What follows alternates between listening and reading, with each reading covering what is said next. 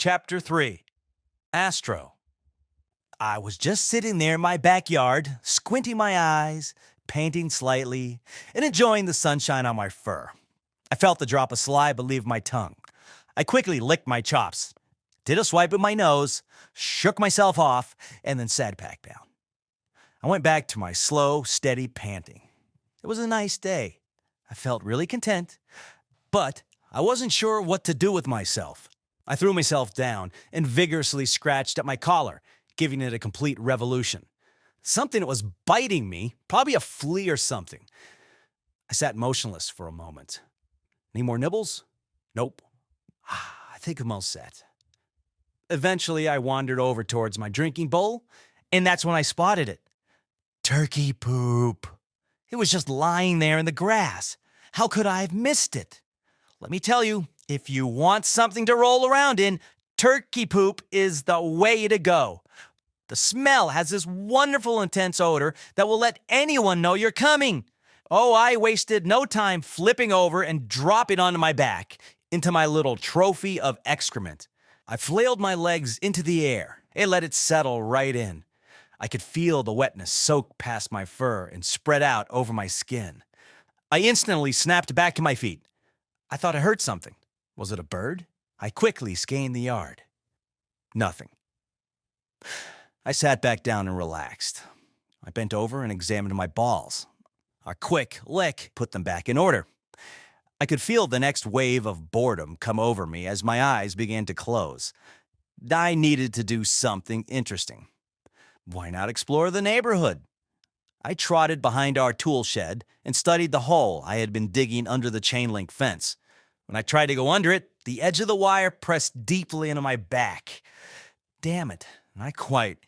I got a cloud of dust going by scraping out some more dirt with my front paws and kicking it behind me with my rear legs. I tried going under one more time, pushing harder with my rear legs. I made it. Oh boy, this is going to be great. I never really had a chance to explore our neighborhood's property by myself. I've always been connected to my best friend. I could finally cover some serious ground without dragging him behind me. I froze once I got into the middle of our neighbor's yard. A faint odor caught my attention. It was something dead or rotten. What the heck was it?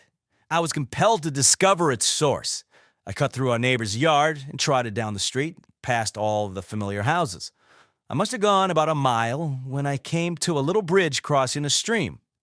I carefully picked my way down the embankment, through some fallen branches to the water. My feet got wet while I licked up mouthfuls of water, then continued towards the source. Well, whatever that thing is, it really reeks.